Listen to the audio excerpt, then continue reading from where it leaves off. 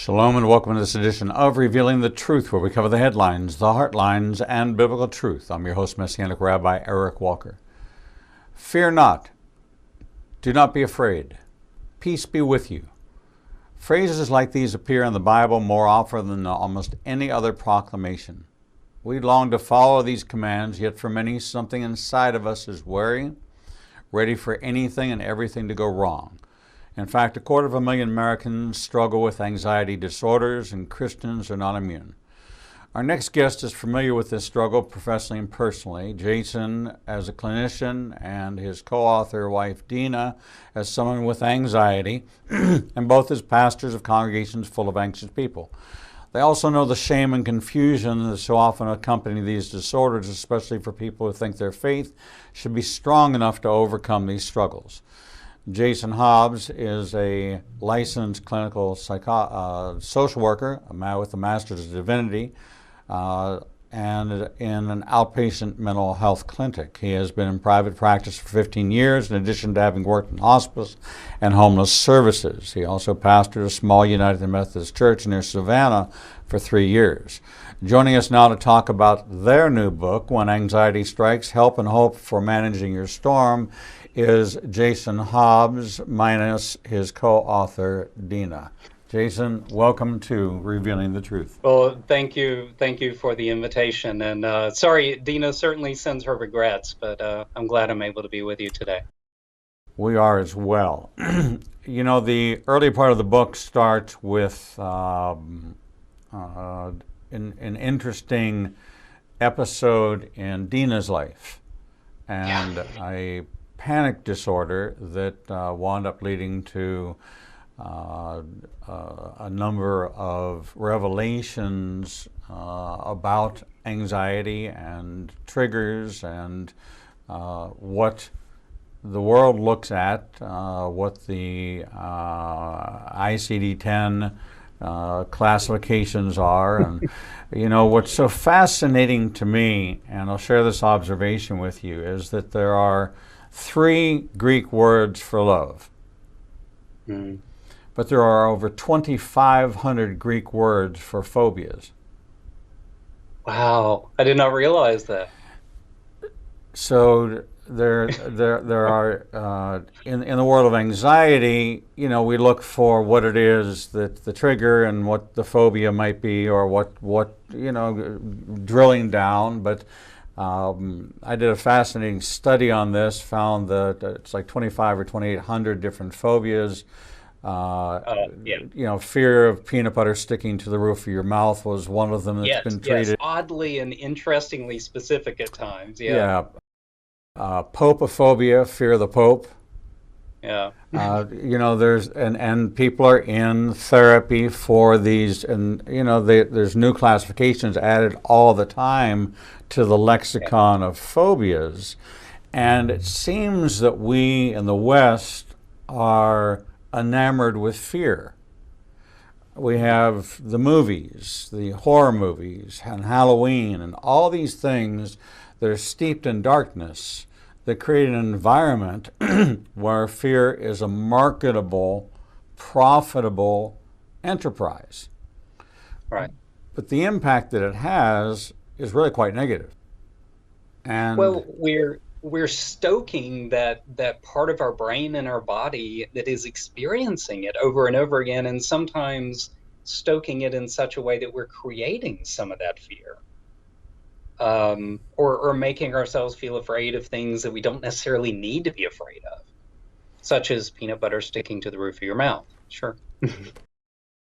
You know, but yet these are chronicled, and I was fascinated by it. We do a lot of programs about anxiety because, especially in this COVID environment, we've seen a spike of 40% increases in antidepressants, anti-anxiety prescriptions, sleep disorders, night terrors, people who are struggling with isolation, fear, abandonment.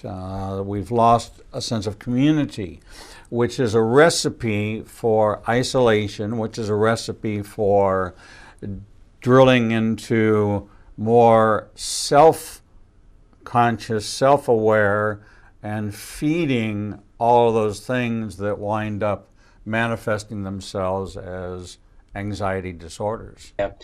Sometimes we use the word reality testing. I mean, there's a way in which our community is a wonderful way to test the reality of our fear. So that, when we're talking to someone about it, I mean, they may be able to say, oh, well, I can see where you might be afraid of that, but here are like 3 reasons why I don't think I would worry about that as much as you're worried about it. So the isolation, absolutely, Eric, is a part of that. I mean, the way that you just get wrapped into thinking and worrying about this thing over and over again without any other conflicting information that can enter. There's a passage in Job that has always stuck with me, and the statement is, "That which I feared the most has come upon me." Imagine you come from a family where there's a history of breast cancer. And so you become acutely aware, acutely fearful that you will be genetically predisposed to it, and become fearful of it and become overly self-conscious about it. Well, there are many types of cancer that are hormonally fed. Right. Some of the hormones that are generated in our fear response center are those that feed that type of cancer. So if we take a look at fear, anxiety, worry, and the contributing factors chemically to what it does to our body, cortisol being a stress hormone that causes belly fat and weight retention for the person that is so overly concerned and stressed about their weight, they're actually contributing to their condition, that they try all these things, but yet they're generating a chemical in their body which is fighting against their goal. And it becomes that sort of self-fulfilling prophecy. Yeah. Exactly. Take us on a little bit of a background journey. You and your wife are both ministerially trained and Yes. Pastorally trained, and your wife is actively involved in ministry, and you're in private practice now. Give us kind of the genesis, the backstory of your journey to faith, how you two met, where all this came together, and how you decided to start with Dina's story as the launch pad for you being almost a clinician in your own home, trying to help your wife navigate something that was going on with her. Well, I will I will argue first about being a clinician in your own home. That, oh my gosh, I think one of the things that we tried to do in the book is emphasize our own humanity in walking through some of this, because I know, and I'm sure Dina would emphasize, that I made all kinds of mistakes in the beginning in trying to help her with the anxiety, because one of the first mistakes we make is emphasizing our thoughts first. Like, if I can just talk you out of this, or tell someone to just stop feeling anxious, that's going to suddenly snap them out of it. And it just doesn't work like that. And so at some point, I think I had to allow the experience to be a teacher in a way, and to really listen to Dina and to listen to the good folks that were helping her. And even, for me at the time, whenever she first had her series of panic attacks, she was still in seminary, and I was in a dual degree program where I was working on the Master of Divinity, but also a Master of Social Work. And so I was in the class where we're working on diagnostics at that point. So we're, deep in the DSM-4 is what it was then, looking through all these criteria, and but there it was in my house, or in our, seminary apartment at the time. And so it really was this kind of experience of the head knowledge, but also having to really walk through this. I mean, as a loved one, as a caregiver in some ways. And so that was that was the genesis for our experience, is that particular moment in time. There, So here the two of you are deeply entrenched in the spiritual pursuit of a relationship with God, a knowledge of His Word, and yet you couldn't pray it out of her. right. Right. Yeah, I mean and it's the thing that a lot of people face. I mean, whether it be, and I sort of hate to use the dichotomy of physical and mental illness because it's just kind of all illness. Um, but I acutely remember sitting in the ER because her heart rate was so fast. She felt like she was dying. And at the time, she's in her early 20s. I'm in my early 20s, and we're presenting at the ER with what presents as a heart attack, maybe. I mean, we don't know what this is. Scared to death for both of us. And yeah, we call on the peace of Christ. We call on that sort of healing. But the reality of our life at that point is it was very scary. And so, it becomes that kind of the challenge of holding both of those things, of holding faith in God, but at the same time walking through the difficult. There we were in the ER doing that. Right. As you navigated this journey together, and you began to realize that there was something going on, there was something that was outside the realm of just the spiritual. This wasn't demonic. This wasn't demonic possession. It might not even fall into the realm of a demonic attack. And we tend to look at almost everything that's not going right as, oh, well, that's just the enemy and it's an attack, and we just need to mount up spiritual armament and spiritual warfare and invoke Psalm 91 as if it was the vial of the poison antidote that you break open. Right, here's your crucifix to hold out and make the bad thing go away. Sure. Exactly. And the reality is that this was real. This was not something that was imaginary. It wasn't something that was just perception. There were things going on inside of her that indicated that there was something not chemically aligned. Right. Well, as anyone that has experienced a panic attack will tell you, I mean, they are very physical symptoms. I mean, your heart rate increases, you get really sweaty. There's a sense in which your vision even narrows. Oftentimes it's both vision but also thinking. We get into this kind of all or nothing, either or, and it's really fight or flight. I mean, that's what you're experiencing. But you're getting a shot of stress hormones. I mean, a lot of times people will feel, strange things in their gut, like they want to vomit or, some other unsavory things.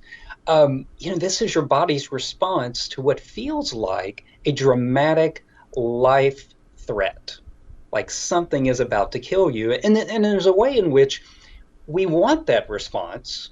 I mean, if we were out there and there was some life-threatening situation that was happening, if a tiger's running at you, you want all these things to happen because your body is preparing to fight or to run. But in this situation, there was no threat. This instinct, this fight or flight response, I mean, your amygdala and your sympathetic nervous system just kept going over and over again. And that is the part where it's like, okay, we need some kind of medical intervention to help soothe the system, to help calm that down, because it is really physical. I mean, it's not just quote in your head at that point. So at what point do we look at these situations and say, okay, this is the symptom of something else? It could be spiritual. It could be a response to an old psychological trauma fueled by shame, past experience that's been suppressed, and then it manifests itself in the panic attack, night terrors, those kind of symptoms. is there always, and I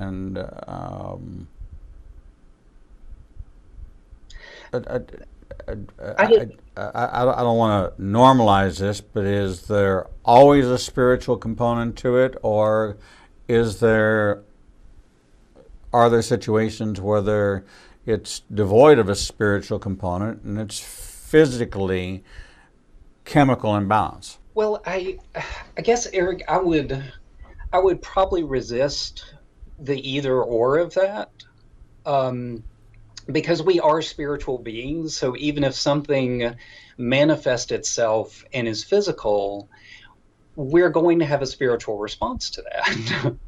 I mean, there's going to be a sense in which it challenges where we feel like God is in that moment. Sometimes we can have those feelings of, where is God in this difficulty? Has God left me? Is God angry at me? How do I maintain this belief in a loving, caring God, but still face this challenge that's in front of me?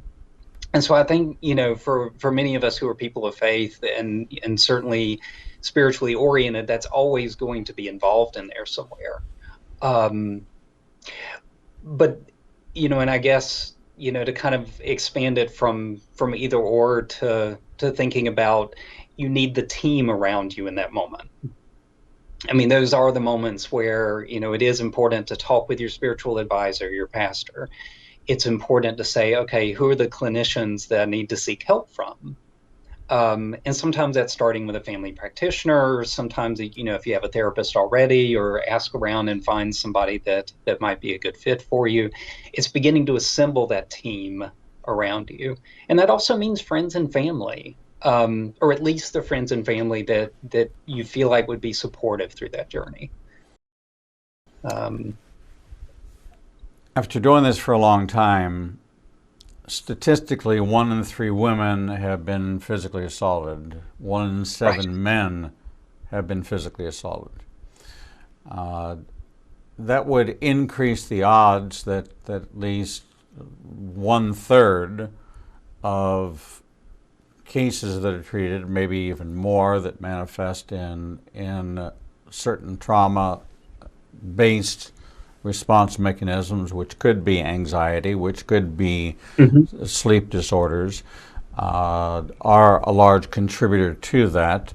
Now we have COVID, where we have isolation and separation, and that's a contributing factor, and so we've seen that number rise. We work very closely with Dr. Mark Baker, the author of Jesus, the Greatest Therapist That Ever Lived, which has sold millions of copies. And after 25 years of research, he's found out that shame is at the core of many of our not only sin responses, but also at the core of many of our psychological responses and many of the maladies that afflict us from a psychological perspective. So as we navigate when anxiety strikes, help and hope for managing your storm, how much of there is an introspection and trying to sort out, and I know many who have gone through regression therapy. I'm not a fan. I don't believe that a 2-year-old, you can conjure up a 2-year-old's memory or a 3-year-old's memory with exacting detail. Our brains are not hard drives. No. Exactly. My mother's 95, and I'll ask her a question, and she's reached the age where her response is now is, do you need to know right away? Because if you don't need to know right away, I'll probably wake up at 3 o'clock in the morning with the answer. But if you need to know right away, I don't remember. I'm getting close to 70, and I'm going to start giving that answer because, I might not tell you what I did last week, but I can tell you very vividly in 1963. So I'm not in. It's a wonderful answer. I really like it. It's a great answer. Um, Yeah. and I have no diminished capacity and no dementia or any of those kind of things. It's the brain's ability to shed the negative and the things that tie us to the past and expand to incorporate more the present and the future than dwelling on the past. But there's some who have difficulty letting go of the past, and the trauma of the past cannot be diminished.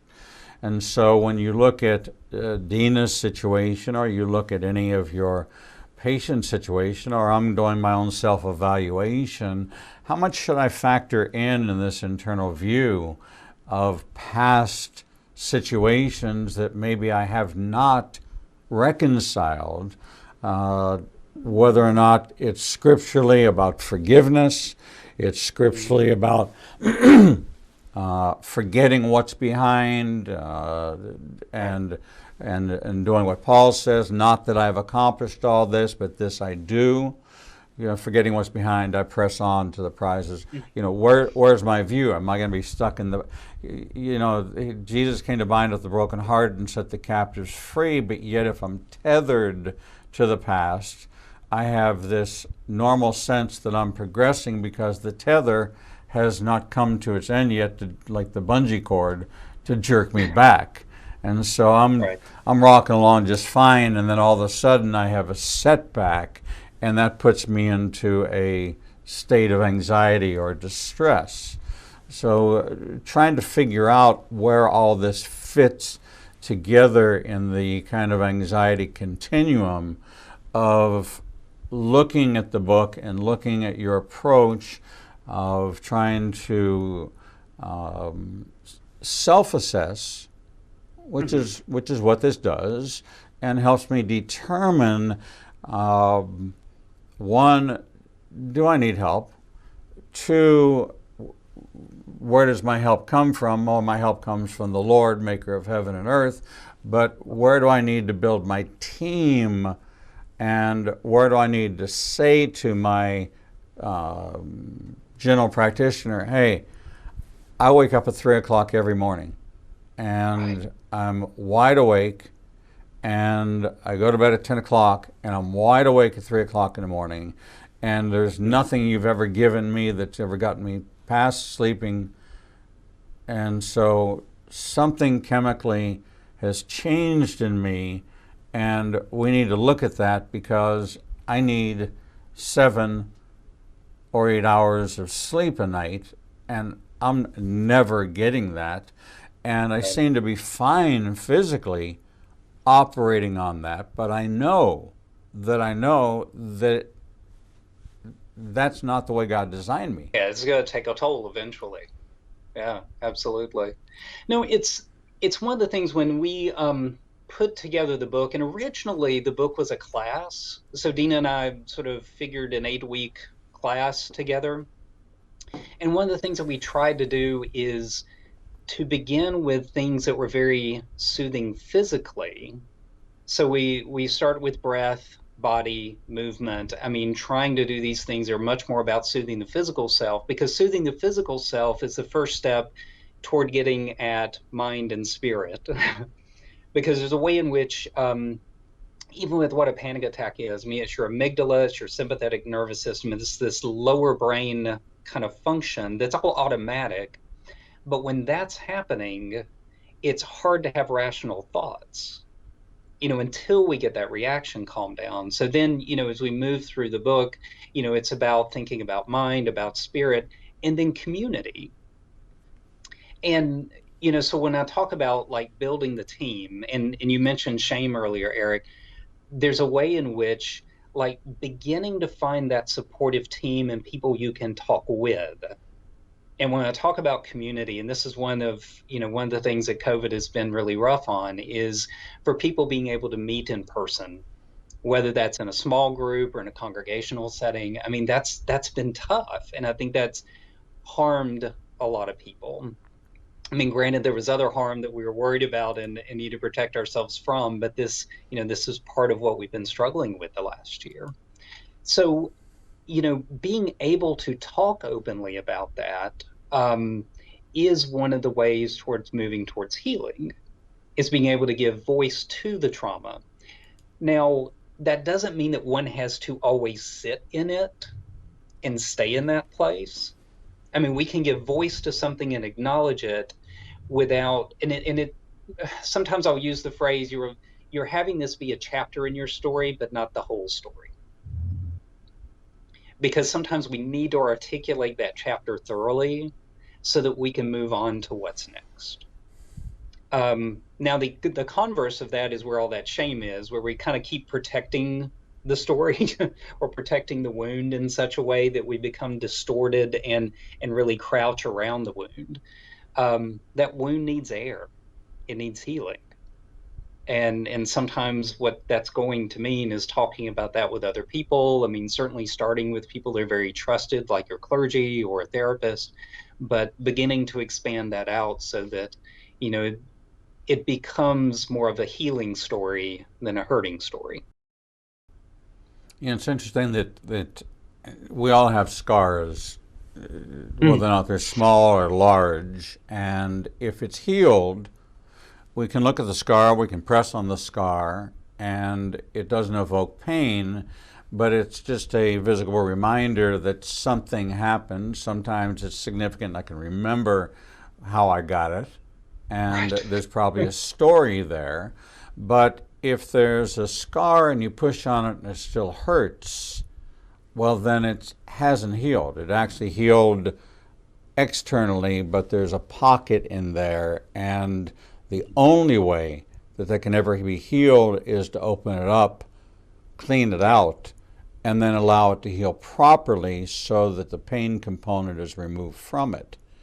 And there's a lot of people that have those touch points where they're triggers. They're things that all of a sudden they have a reaction to that is completely out of context of you're going along with a great conversation, all of a sudden they become a different person, and the fight or flight kicks in. Exactly, and you've pushed a button, you've touched a place where a doctor will probe to look for where the pain is, and then he goes back and he touches it again, and your response is, "I just told you that hurt. Why are you doing that again?"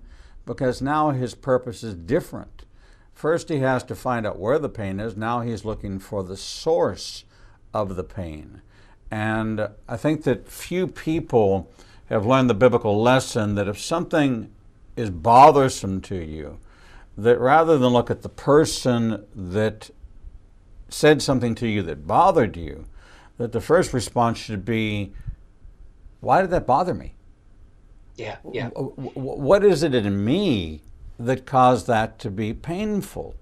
And if I can find out what it is about me that caused that to be painful, then I can go ahead and I can open up that wound. I can go through a cleansing process, heal it, and remove that so that they could say it to me again 6 months from now, and it doesn't trigger any response. And to me, Eric, part of that is knowing the grace and love of Christ. That's a real open, accepting kind of grace and love. And, you know, knowing that for ourselves can begin to allow us to try and practice that even with ourselves. That when I feel that sense of shame or I feel that sense of hurt, I mean, I hear you describe that, Eric, it almost sounds like this kind of curiosity and openness to what that experience or that feeling was. To say, oh yeah, that kind of hurt. What was that? And why am I feeling that way? And instead of turning that outward, which is, I'm going to be mad at that person or angry at them and really focus on that, which is not what Christ calls us to do. But it is that sort of self-reflection and openness and grace, even with ourselves, which is often the hardest thing for any of us to do, is to have that kind of grace for ourselves, but to really look at that experience with openness and curiosity. It's like, what is Jesus trying to tell me in this? What do I need to learn here? It's so interesting that much of the anxiety that people suffer with has to do with them not being able to forgive themselves for something from their past. When Jesus has already taken that sin upon him, and you've already been forgiven, and it's almost a form of pride saying that God's forgiveness, God's grace is not sufficient, and until Right. I Good enough. I can forgive myself, well, then I'm putting myself above God. He's Yeah. forgiven me. I can't even go to him because that conversation's been resolved. So I can't go to God. And I've done this before. I always use the example of I have a very vivid memory of something I did that I should have never have done in 1973. And I know that when I came to the Lord in 1996, that was forgiven, forgotten, and erased. I was no longer. But I've brought it up to the Lord many times because it's come to my remembrance. And I get this, like, almost, if I could see his face, I almost get this look like, I really wish I knew what you were talking about, because I'd love to help you go through this, and I'd love to tell you that it's okay, but I don't have any, I don't even know what you're talking about. Right. Right. You know, didn't on that day of salvation, didn't I take that and throw that as far as it was the east from the west? Didn't I throw it into the sea of forgetfulness? You can't remind me of something that I have no knowledge of. So if you're holding on to it, then who's God in this relationship? Yeah. You're being the little God, and you're taking me out of the equation. Okay? Yeah. Let me know when you're ready to be in right standing with me and talk to me about the real stuff, because you keep dredging up the past, and I've got nothing to say about your past. I've already spoken about your past. I've already wiped that clean. So Higher control. right. I mean, it becomes this place where it's like, okay, relying on faith or God's control in that situation. I mean, one of the images that we come back to over and over again is the disciples and Jesus on the boat. And that sense in which there was so much fear and worry. In Jesus's words to them, why were you afraid? And it's funny, in Dina's writing about this and our exploration of it, I mean, there's a way in which she helped me really reframe that, not as an accusation, not something to induce shame, like, why are you afraid? I mean, because we imagine at first that sort of finger pointing, why were you afraid? But this sort of like gracious, tender, like holding kind of question, almost like your child is scared and you pick them up and you're like, oh, baby, it's okay. Why are you afraid? And that's the kind of grace and openness and love that, God approaches us with, not with the kind of judgment. And, even our desire for control, it's like, you can let go of that. That's okay. We're talking with Jason Hobbs, who, along with his wife Dina, authored a new book called When Anxiety Strikes, Help and Hope for Managing Your Storm. Each one of us has good days and bad days. Some have more chronic conditions that seem to recur, and there is help. There's help in the pages of this book. There's help in the pages of the Bible. There's help in building a community of trusted counselors and advisors who can help you navigate this path. Jesus promises that there's going to be tribulation. And there's 10 promises in Revelation that he makes specifically to the overcomer. So there's going to have to be things you're going to have to overcome in life in order to get those special blessings. So the promise is this is not an easy walk, and that life with the Lord is not a journey which is smooth and paved and paths are cleared for you, that sometimes there are wilderness and desert experiences, and sometimes we struggle with understanding and how to respond. And then we begin to question our faith, and it takes us into a downward spiral, which is self-defeating, and we need help along the way. The message is we are to take our scared hand and put it into his scarred hand and have him lift us out. And through the help of others, we can find a way to find peace even in the storm. We're going to take a short break, and when we come back, we're going to talk more about the book, about these 8 themes: breath, body, movement, mind, change, spirit, community, and commissioning, and talk about some of that process and what this commissioning is all about.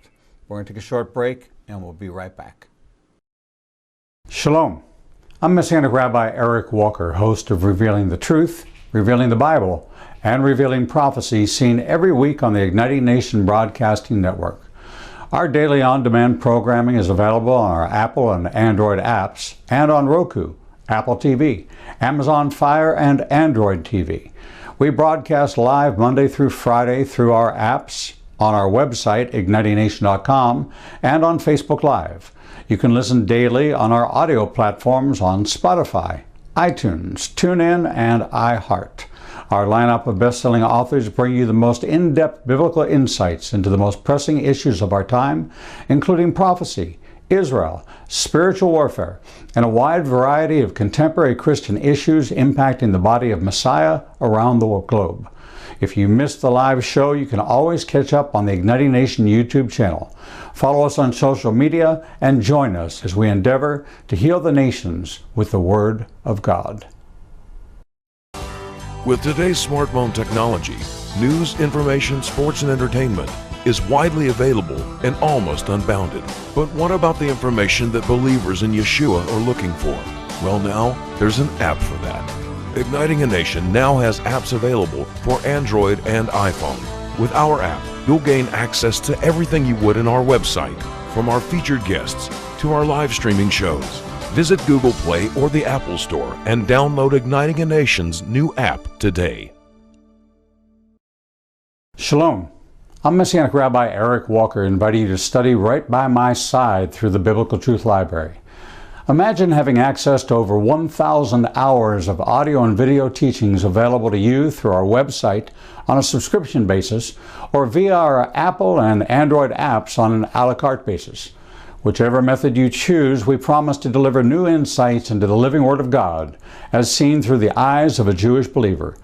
If you hunger and thirst like millions around the world for a deeper walk with God and the revelation of new understanding of the Scriptures, visit ignitingnation.com and click on the Biblical Truth Library or on any device with our free app.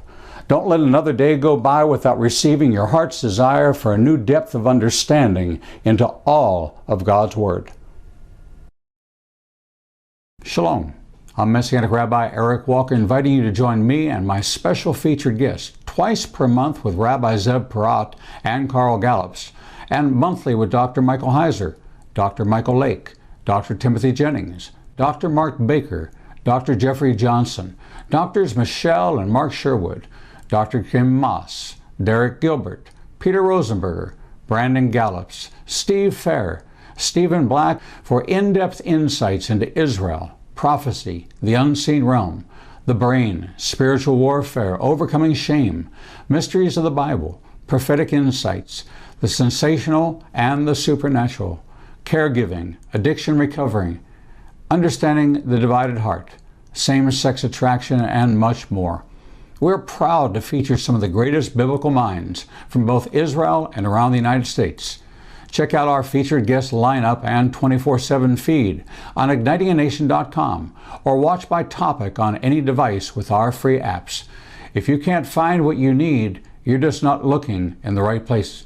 Follow us on social media and download our free apps today.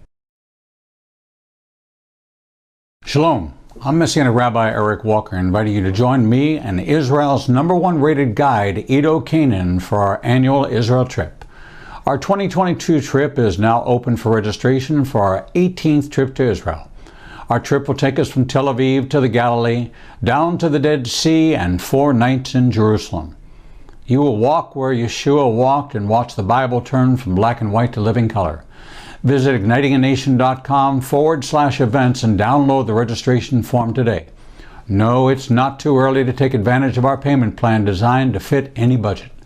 All of our trips sell out, and we want you to experience this life-changing journey. Registration is now open for April 2nd to 13th, 2022, and we promise you, you will never read your Bible the same way again. Shalom and welcome back to this edition of Revealing the Truth, where we cover the headlines, the heartlines, and biblical truth. I'm your host, Messianic Rabbi Eric Walker, and we're talking with Jason Hobbs, part of the writing team of Jason and Dina Hobbs of the book When Anxiety Strikes, Help and Hope for Managing Your Storm. Jason, welcome back. Thank you for having me. Jason, in the book you talk about these 8 themes, breath, body, movement, mind, change, spirit, community. And I think we can all kind of understand the kind of getting centered, getting well, taking care of this vessel, this naos, this temple of the Lord, remaining active, keeping engaged, involved, keeping our minds sharp, our bodies sharp. But then you talk about commissioning. Yeah. That's the new component, the new piece that you introduced. Take us into that concept. Well, part of what we were moving toward there, so the commissioning chapter comes after the chapter on community. And there is a way in which, community is the place where we learn to feel support, where we learn to share our story and reduce the shame that can be associated with our own story. But then there's also that calling to go out. And so then it's sometimes moving into places that may not necessarily feel safe. And again, that's triggering of anxiety for a lot of people to move into the place that doesn't necessarily feel safe again. But that's the expansion. That's that, great big world in which God calls us to go out and tell the good news and tell the story. And some of that is telling our own story, but it's also that story of faith and the way in which God has worked through us and with us. And so it really was just kind of like, how do we begin to take that next step? It's not just about my own personal wellness, but how do I begin to move this out into the world? For most of us, we can see in others things we don't see in ourselves. We're the recipients of anxiety, yet we may have anxiety of our own. We're the recipient of anger, but we may have anger of our own. We recognize so much in others, but yet we hear that statement, physician, heal thyself. Yeah, projection is what Freud always called it, yeah. Uh-huh. So when we're in this interactive guide of yours, and we're in certainly some anxious times, a change in government, a change in society, a culture of shame, where shame has been weaponized. There's pretty much nothing you can say anymore in the public square that's not going to be attacked by somebody. It's driving people to become much more sensitive, and it's based out of fear. I don't want to be attacked. I don't want to be labeled. So we're now operating in the zone that is the godless zone. It is the zone of God's not the author of fear. That's Satan's domain. How much are we opening ourselves up for the spiritual component that's then going to manifest itself as a psychological? Well, part of what seems to be happening too is we're moving into this period of high conflict, or we've been in a period of high conflict. And it does feel like, these two diametrically opposed sides keep barking at each other. And you talk about shame, it's like, okay, well, you can't say that, or you can't question this, or you can't use that statement or that word anymore. There's a way in which the more we shame and blame each other, it's just fueling the conflict and fueling this sense of otherness that is not the world in which God has called us. God has called us to love everyone. And so I think there is a way in which this chasm that keeps getting created, this chasm of high conflict, keeps separating us. And I think has separated a lot of people from the church, has made a lot of people not desire to have anything to do with church on that side, because again of this high conflict and the sense of otherness that's been created there, which is not, when Jesus was walking around, I mean, he was, talking to people that weren't supposed to be talked to, engaging with everyone. And that's a challenging word for all of us, I think, no matter where you find yourself. Often people wear a mask. Introverts doing the role of an extrovert. There are a lot of pastors that find themselves struggling with feeling like they're a fraud because they are preaching the good news, and then they have strife in their family, they've got trouble with their kids, they've got problems of their own. I went through a betrayal 8 years ago, and I went to a counselor who specialized in pastoral betrayals. And his practice is, he's got a waiting list because it seemed to be very common. And we talked about this. Ministers have now exceeded from a pressure and anxiety and subject to depression dentists. We're now at the top of the list because of the difficulty in maintaining external relationships and having a sense of community, because you can't have a relationship with your patients. Right. A pastor can't have really a personal relationship with his congregants to the point where they cross lines and you can no longer offer counsel. There's too much familiarity. And then what happens is that then you know something about them, and then they become fearful that you might look at them that way and judge them for it and hold it against them, and they become uncomfortable, and then they either want to strike out at you or leave. And so it's a very difficult balance, and seminary does nothing in that area to prepare you for any of that. And I think that it ought to be a requirement that there be counseling for every pastor that's a part of their package, that they have someone that they can trust, that they can go to talk about this, because it can be living in two worlds, wearing a mask. How many have had an argument with their wife on the way to church on Sunday morning, and the minute they pull in the parking lot is a whole different face? And Right. Exactly. The mask And has to go on. that's fraudulent. That's putting on,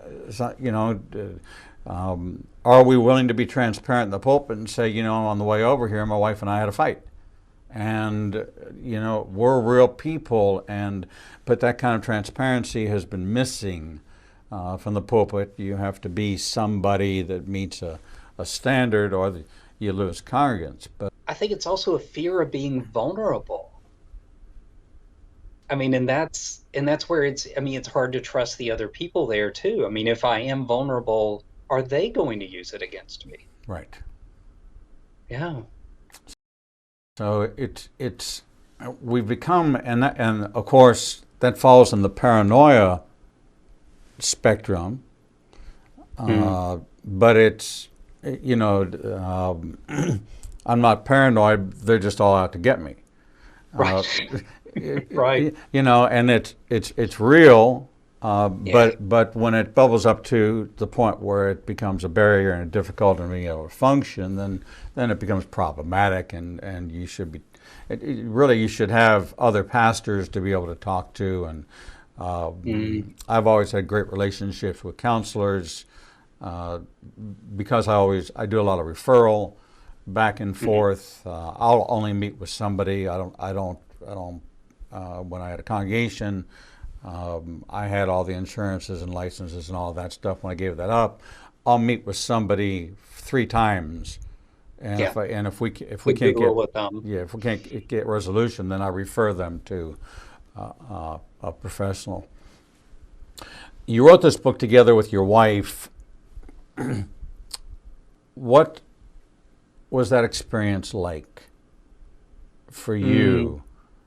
And did it Yeah, bring... I was going to go back to the vulnerability piece. I mean, there is a way in which, I mean, as much as, and we certainly, the book is not just about us. I mean, it really is a journey for everyone. And but there are personal stories in there, and stories that we had to kind of make decisions about, okay, well, is it important for someone to hear this? And am I just telling it for my sake, or am I telling it because this may be useful and instructive for someone else? And so by daring that kind of vulnerability, like we talked about with the opening of a wound, I mean, there's a way in which, our wounds too can provide healing for others. And so, it was a neat experience to do that together. And, part of the journey of doing that, like I said, we originally wrote this as a class and conducted the class a few times. And so it gave us the experience, Dean and I as a couple, to sort of see each other's strengths and to be able to like hold each other through that. I mean, that was, I don't know, people have often said like, oh my gosh, I could never write a book with my spouse, but this has been a really amazing experience. And I think it's something that helped us draw together in a way too. And so I'm very proud of that experience, and certainly proud of the book, but glad that we had that opportunity together. Have you set up a website for additional resources? We both have websites, and so there are a few resources available there. Toward the back of the book, there's a list of resources too. I mean, I was thinking about it earlier when Dina first was diagnosed with panic disorder. The books that were recommended to her are two that I would typically still recommend. One of them is From Panic to Power by Lucinda Bassett.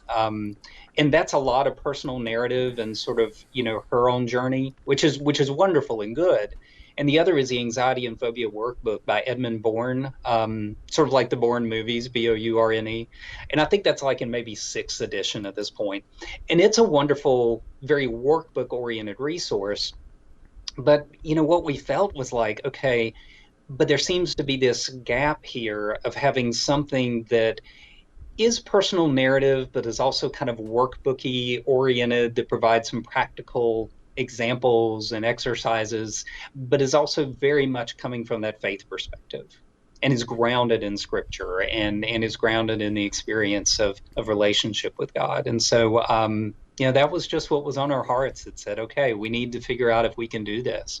And so we worked on the class, and then after that, it was like, we need to see about, making this a book and how we could do that. So, and that's been a journey. I mean, the first class, gosh, I think it was maybe 7 years ago at this point. So, well, it's become a book that's not just theoretical, it's practical. It incorporates scripture into those statements: fear not, do not be afraid, peace be with you. Is that available to somebody struggling with anxiety that may be what I would call circumstantial anxiety? That there are circumstances and situations, conflicts in your life, a family member, not a chronic condition, but how you can navigate through that, how you can apply those tools to relationships, and really help yourself through some of the issues that you might be struggling with, and then determine if you need to go past the content of the book and get some help, and recognize that the man in the mirror is something that needs to have a conversation or two with a professional with no shame. And there is no shame in asking for help. Every time you call upon the Lord, you're asking for help. You don't feel shame in calling upon the Lord for help. You should not feel shame in calling upon the people who He has gifted in these areas. Once again, the book is called When Anxiety Strikes, Help and Hope for Managing Your Storm. Authors Jason Hobbs and Dina Hobbs. You can go to ignitianation.com and look at today's lineup. It says, love the interview, get the book. Click, get the book, and a copy of it will be on its way to you right away. Jason, it's been a blessing to have you on the program, and tell Dina we missed her, but I think we represented her well, and I think we I hope so. we accomplished getting the message across that help is on the way, and much of it is contained in this book here. So thank you so much for sharing this with us here on Revealing the Truth. Thank you so much for having me, Eric. It's been a joy. God bless you, my friend. We're going to take a short break, and when we come back, we'll bring you the next edition of Revealing the Truth.